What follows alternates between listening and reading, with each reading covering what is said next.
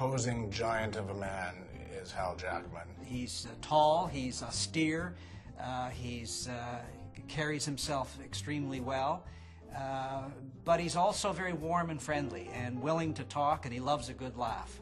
And so when you meet the Lieutenant Governor, which is what the office he held when I first met him, you're a little bit intimidated, I suppose, but he puts one right at ease. This guy is sort of too tall, and his voice is too low, and he's too rich, and he's too handsome, and there's got to be something the matter with him. And the problem is there isn't. He's a wonderful man. He's a great dinner companion. He loves to argue about ideas. He's read an enormous amount. Probably reads faculty books more quickly than almost anyone else, formulates a view about them, and is very good at articulating that view to the author. Doesn't usually agree with the author. The really charming characteristic about Hal Jackman is that he was always making fun of himself. It's not readily known that Hal was a very good actor. Of course, he was famous. Everybody knows about Hal. And he was at Hart House the same time as Don Sutherland.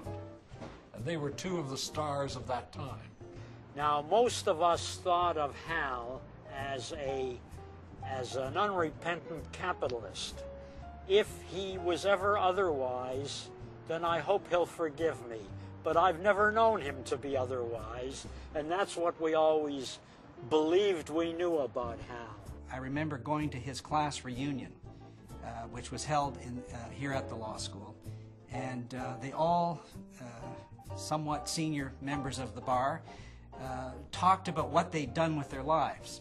And there were some pretty interesting stories that night. I think one fellow had been disbarred. Mr. Jackman stood up and said, "Well, I articled, and then I saw the light. I went into business." I guess I was one of two socialists in the class. You know, we were a little bit left of center. And of course, to Hal, we may have been communists. We might just as well have been communists. Years later, when he was the Lieutenant Governor of Ontario, and I was at an official reception at Queen's Park, I was walking through the lineup. He was way at the end of the line, prepared to greet us all. He saw me, and he just bellowed out so everybody could hear, "Comrade!"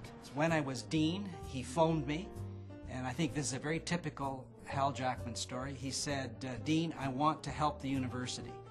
And what he wanted to do was to create entrance scholarships, not only at this university, but at all Ontario law schools, in the name of his grandfather, Newton Rowell.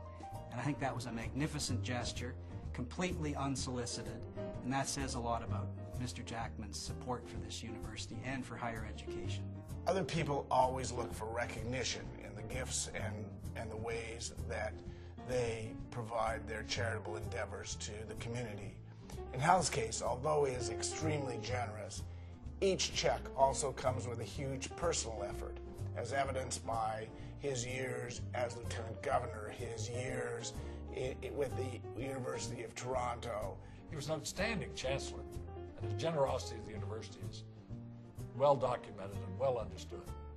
But the fact that he attended every single convocation of the time he was chancellor, I think, speaks volumes of his accomplishments.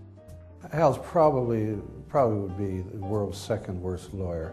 I'm the worst, I'll admit that. I think he values his law degree, but I think he has a businessman's healthy skepticism of the law. He knows what lawyers are all about.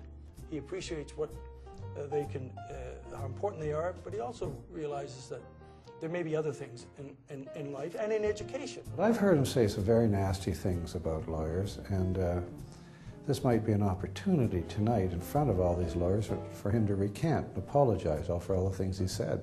Maybe the law degree gave him a degree of respectability or disreputability. I'm not sure which. All I can do is hope it was the latter.